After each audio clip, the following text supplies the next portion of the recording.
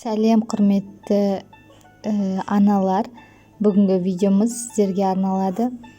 Бүгінгі видеомыз ол толғақ деген не және ол қашан басталады, толғақтың белгілері қандай деген сұрақтардың жауабын осы видеода білетін боласыздар. Каналыма тіркеліп, лайк басып, комментарияға тағы да қандай видео шығарайын әйел адамдарға байланысты. Каналға тіркеліп алсаңыз, видеомызды жалғастырайық. Видео толғақ деген не, ол қашан болады? Толғақ дегеніміз белгілі бір уақыт аралығында қайталанып отыратын жатырдың жиырылу процесі, құбылыс. Толғақ табиғи құбылыс, босанудың басталғандығын білдіреді. Толғақ кезінде іштің төменгі жағында немесе бел аймағында созылмалы ауырсынулар пайда болады. Олар алғашқыда әлсіз, жиіліктері 10-12 минут, кей жағдайда жарты сағатқа дейін жетеді. Ұзақтығы бірнеше секундты құрайды. Кей жағдайларда жиіліктері 1-5-6 минуттан басталады. Уақыт өткен сайын толғақтың ауырту күші артып, жиілігі бірнеше уақытқа дейін азаяды. Ұзақтығы артады, бірнеше минутқа дейін созылады. Толғақтың белгілері қандай болады? Толғақ болғанда нағыз, яғни шын толғақ болғанда, толғақтың басталғандығын, босану мерзімінің таяп қалуынан, ауырсынулардың периодты түрде қайталанып отыруынан, қынаптың яғни қоңыр түсті қан аралас шырыштың бөлінуінен білуге болады. Шырышты бөліну жатыр мойнын бекітіп тұрған тығын болып табылады. Толғақтың өтірік, жалған түрі бола ма? Иә, болады. Жалған толғақ барлық жүкті әйелде кездесе бермейді. Жалған толғақ Брекстон Хикс толғағы деп аталады.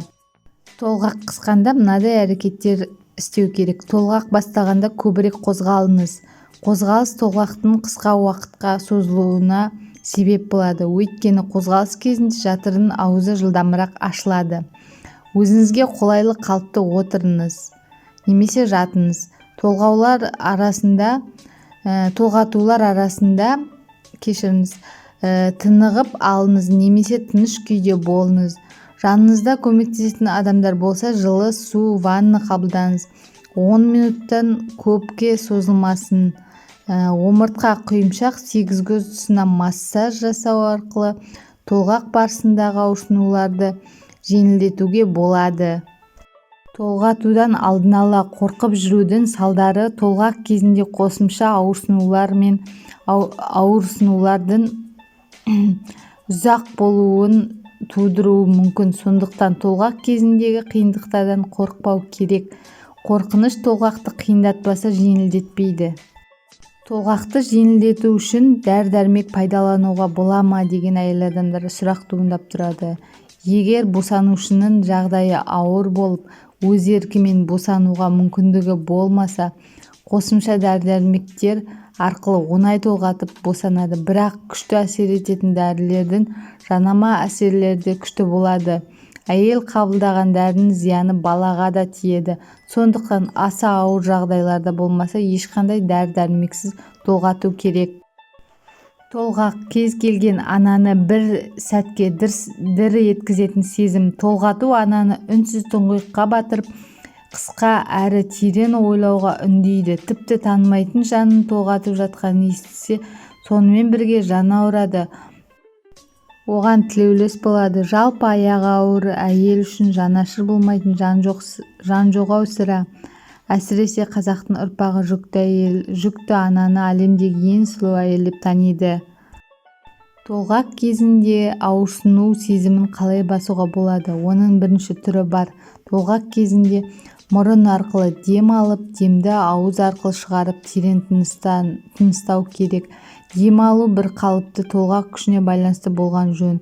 Дұрыс дем алу ағзаға оттегінің дұрыс жетуін реттейді. Ақырындап әрі-бері жүру немесе тортаяқтап тізерлеп тұруға болады. Ішке ақырын массаж, түрлі арнайы жаттығулар да жасауға болады. Бүгінде перзентханаларда босанатын әйелдерге барлық жағдай қарастырылған. Ыңғайлы төсекте, жаттығу массаждарға арналған доптар мен басқалар жабдықтар бар.